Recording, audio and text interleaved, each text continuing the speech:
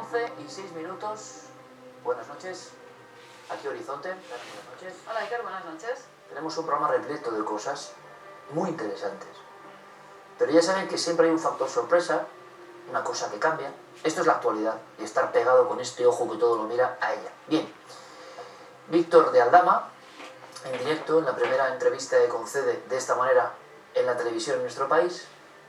Y yo me pregunto, y le voy a preguntar a él, sobre las presentaciones. Presentar a Víctor de Aldama, si usted ha seguido la información en España en los últimos meses, pues es un poco redundante, ¿no? Ya saben a qué nos referimos y a quién nos referimos.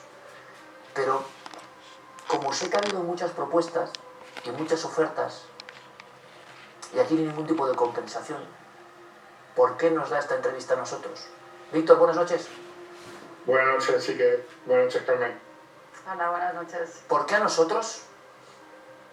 Bueno, creo que en alguna ocasión me lo he dicho, sobre todo se lo he comentado a Ramón, que al final es un poco la extensión mía en el programa, pues porque creo que es la convicción que tengo, que sois un programa libre, se ha demostrado, no solamente por lo que habéis sacado de todo el caso, tanto me haya podido gustar o no me haya podido gustar lo que habéis sacado lo que os ha ido viniendo, la información, con los tertulianos que han ido, con declaraciones de Ábalos, del exministro, con la tertuliana que tenéis en el programa.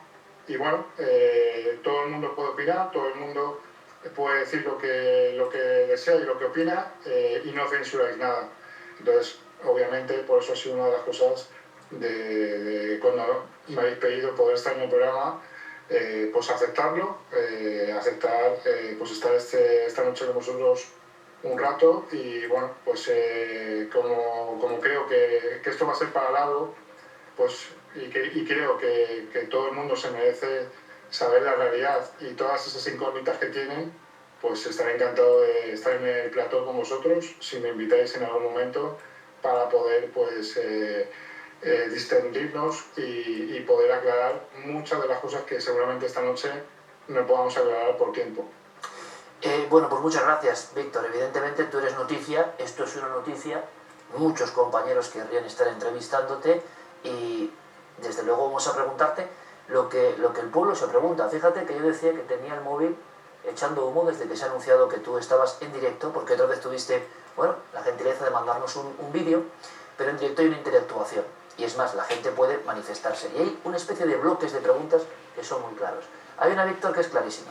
Y es, tú hablaste de pruebas irrefutables, de pruebas muy importantes, que de alguna manera poco menos podían poner en jaque al Estado. Hay mucha gente que nos pregunta, y yo te lo traslado a ti, ¿cuándo es el momento, si esas pruebas existen?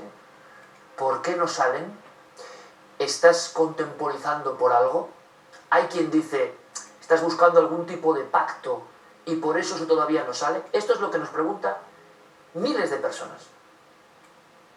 Bueno, pues empecemos por algo tan sencillo como se han presentado muchísimas cosas en sede judicial. Recordemos, que creo que es importante recordar, que cuando yo empiezo a declarar, pues una serie de personas, ahora ministros, antes a lo mejor presidente de comunidades o en otros cargos, nadie me conocía, yo era un mentiroso, todo me lo inventaba, nada era verdad. Bueno, empezaron a recordar la memoria, según iban pasando los días, empezaron a recordar que posiblemente pues, habían podido tener algún WhatsApp conmigo, empezaron a recordar que sí, que a lo mejor había hecho alguna gestión que otra. Bueno, todos se ha demostrado que todos ellos en sede parlamentaria han mentido, que todos ellos en el Senado han mentido, que todos ellos en la prensa han mentido, y yo sigo sacando cosas, sacando pruebas.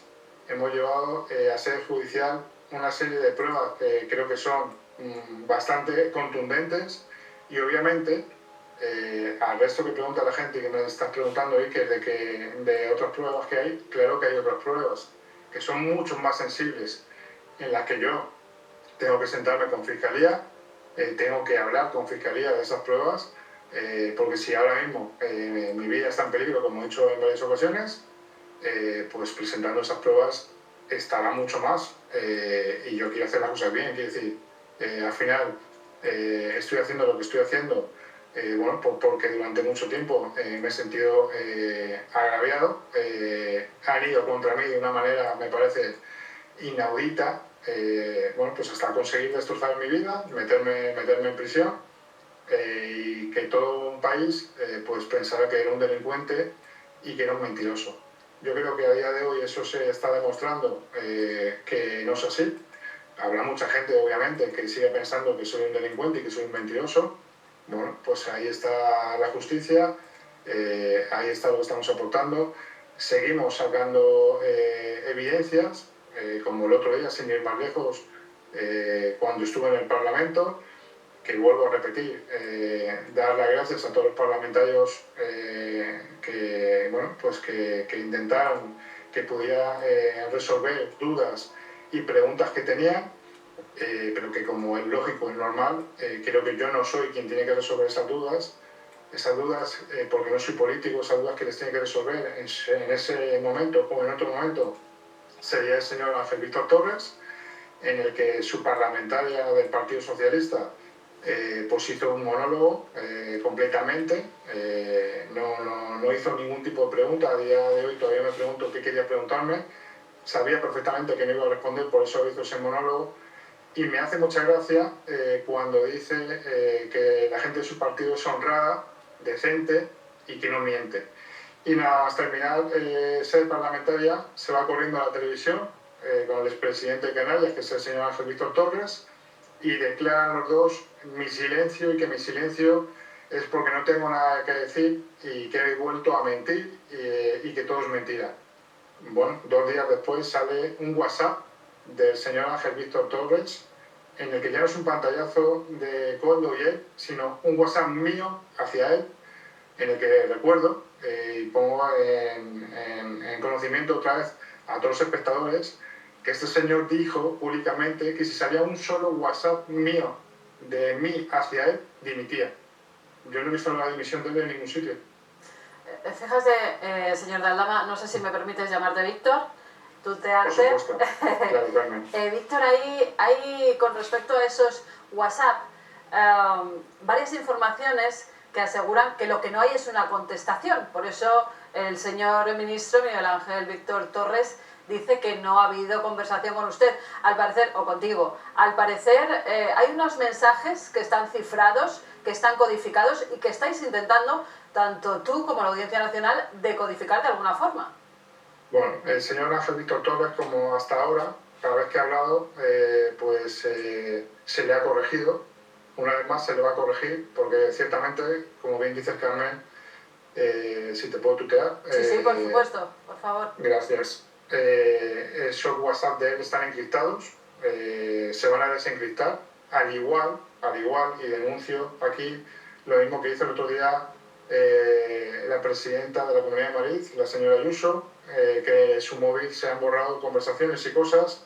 De mi móvil se ha borrado la copia de seguridad encriptada que yo tenía de WhatsApp.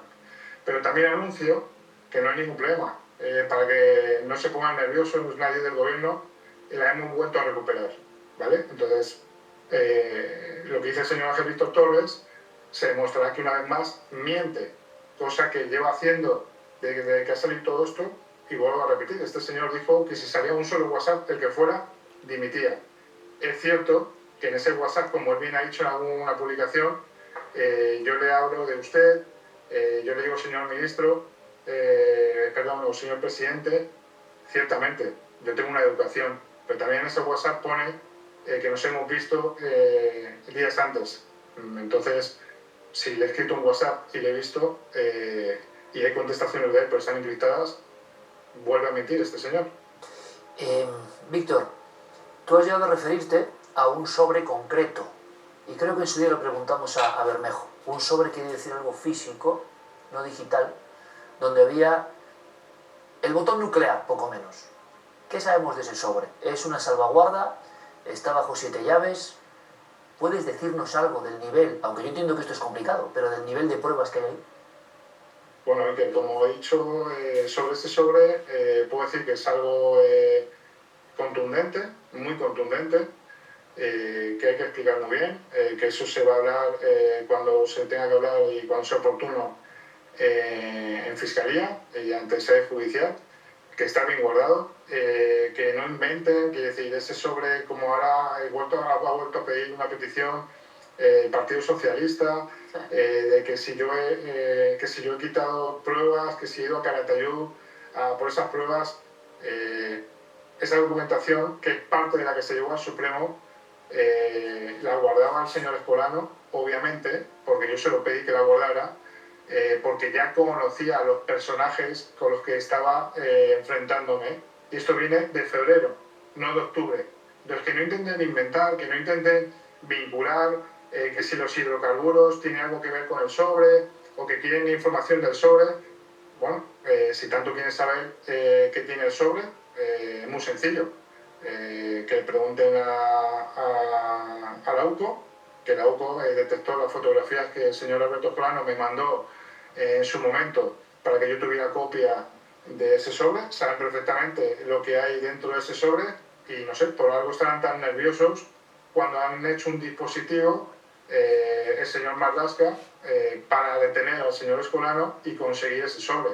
Yo no estoy ocultando nada, obviamente el sobre está bien guardado, el sobre se pondrá a disposición con el contenido de sede judicial y bueno, si tantas ganas tienen de que eso salga a la luz, que obviamente luego dirán que todo es mentira, como llevan diciendo desde que ha salido todo, bueno, pues a ver cómo defienden todo lo que yo tengo que explicar del contenido de ese sobre, pues ante sede judicial o ante la propia Fiscalía. Víctor, ese Pues sobre fíjate, en concreto... Iker, sí. con respecto a lo que decía Víctor sobre las peticiones que ha hecho el PSOE, también ha solicitado, como tendrás conocimiento, que le vuelvan a encarcelar.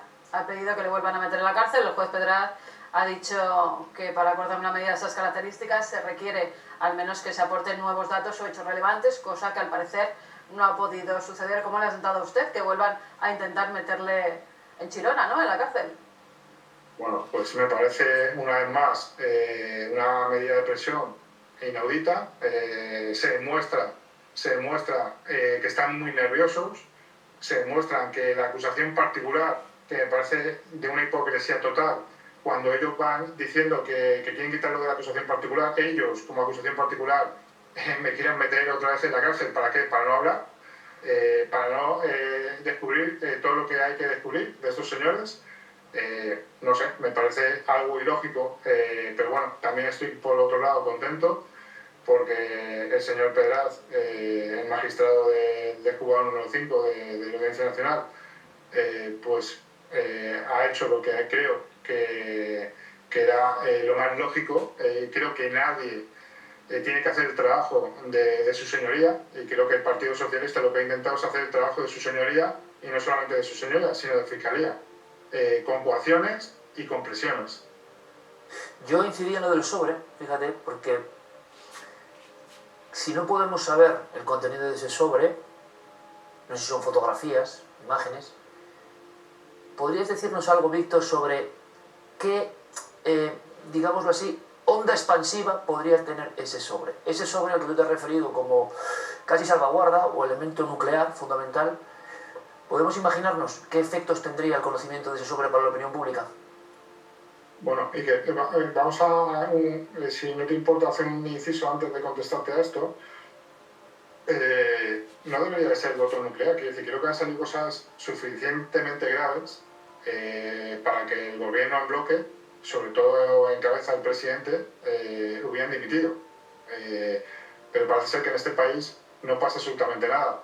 Oigo que dicen que cuando voy a entregar la prueba de cómo entregué el dinero, o las fotografías de cómo daba el sobre. Me parece algo ridículo cuando todos sabemos que cuando tú entregas un sobre de dinero metálico ni hay recibo, ni hay prueba, ni hay nada de nada, pero sí hay unos indicios, y ahí están los indicios en muchas de las cosas que he aportado y que se han dicho para demostrar bueno, pues que hay una corrupción. Recuerdo, si no lo recordamos porque parece que se nos olvidan las cosas, que el señor Sánchez hizo una moción de censura, creo que por 200 y pico mil euros, al señor Rajoy, que no tenía nada que ver el señor Rajoy, por el tema de unos ayuntamientos.